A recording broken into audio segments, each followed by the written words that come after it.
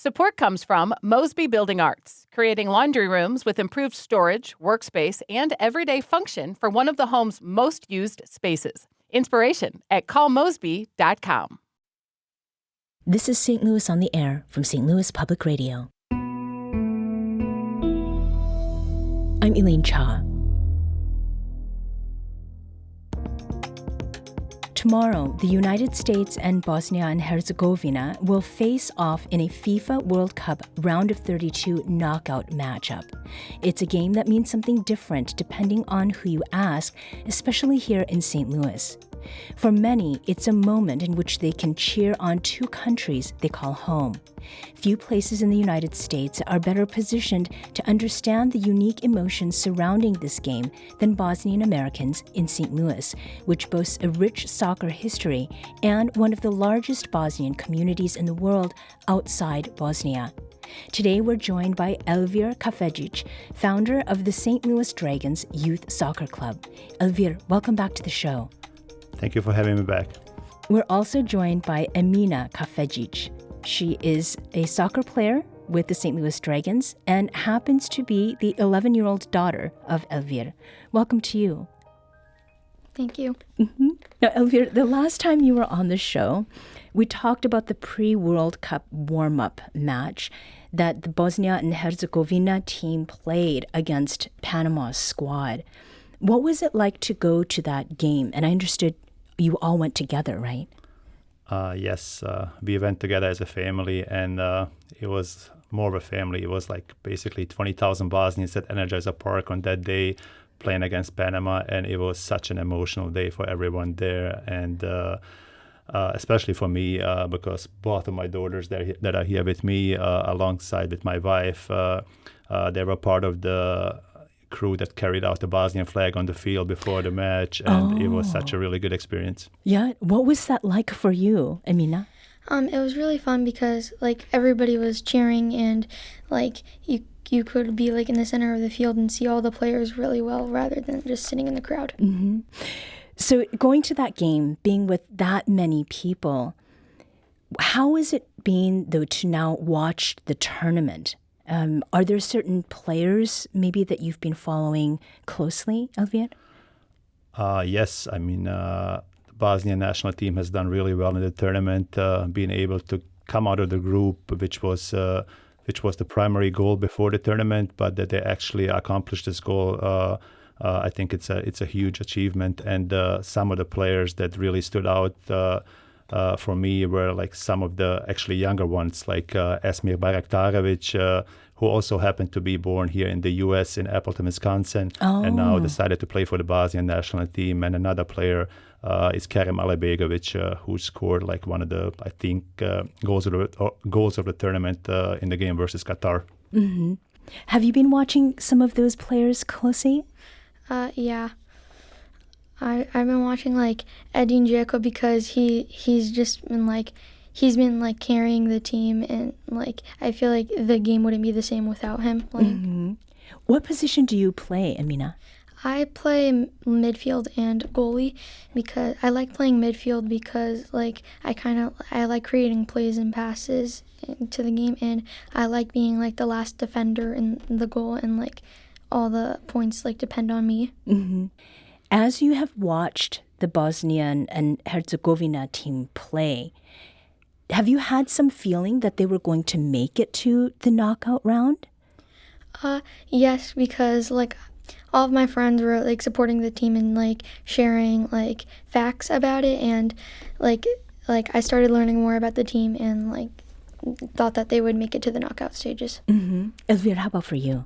Yes, for me, I mean, I think it was clear after the Bosnia actually went to the playoffs to make it to the World Cup. So beating Wales, beating Italy, who won the World Cup 4 times.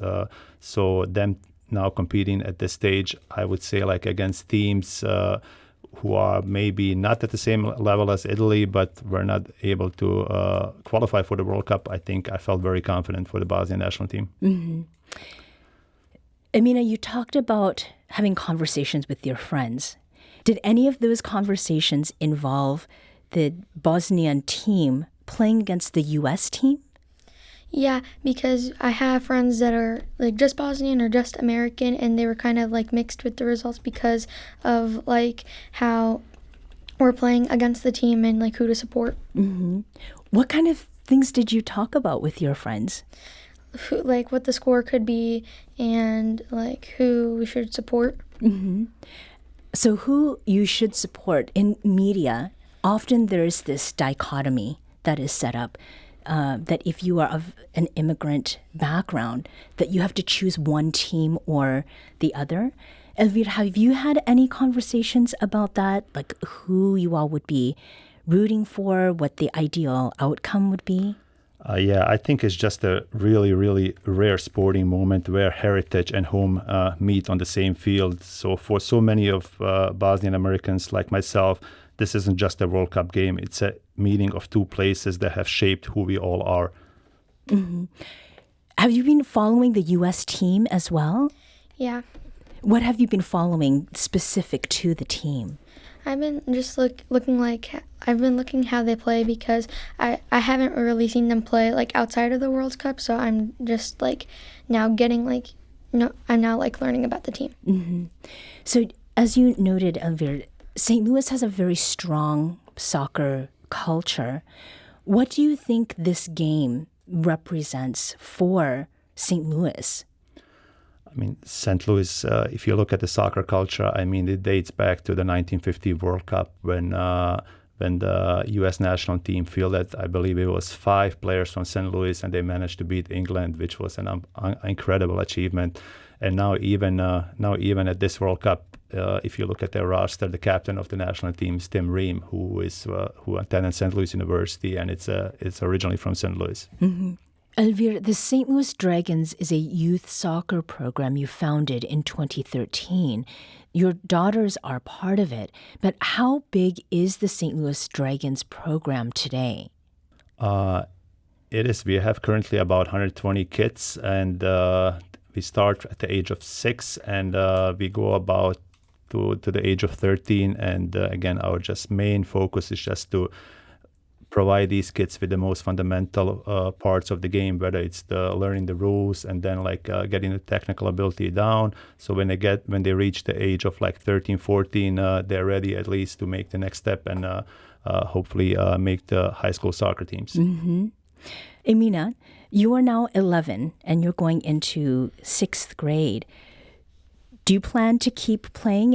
And what do you think of being able to watch the World Cup right now?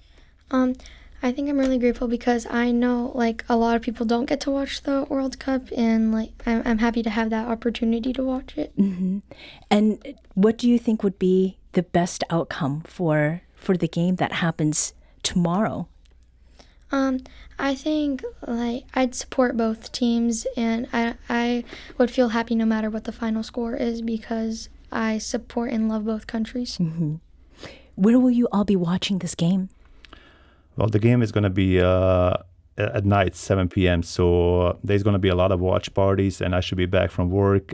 So I haven't decided yet. There's a huge Bosnian watch party at the Bivo Cafe Lounge in South City, and then also there's a huge watch party down at the Ballpark Village. So I have some friends and colleagues that are attending that one as well. So I haven't made up my mind yet. Mm-hmm. Yeah. How will you all be cheering? Is there something in particular you will be saying? We haven't like thought of that yet, but I'm sure it'll come up soon. Okay, great. Elvir Kafedzic is founder of the St. Louis Dragons Youth Soccer Club, and his daughter, Emina, is one of the players in that program. Thank you both for joining us today. Thank you so much for having us on. Thank you. This episode was produced by Elaine Shaw and I, Lila Halabashich, recorded and edited by Maya Norfleet. Our executive producer is Alex Hoyer. St. Louis on the Air is a production of St. Louis Public Radio. Understanding starts here. Do you find yourself regularly listening to episodes of St. Louis on the Air?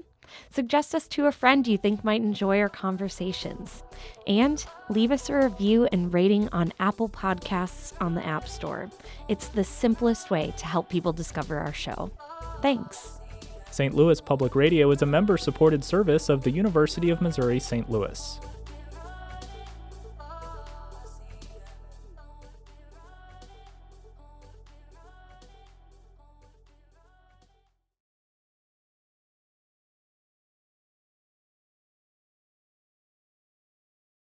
Hi, I'm Laura Hamden, and my colleague Jessica Rogan and I are your daily hosts of the Gateway newsletter.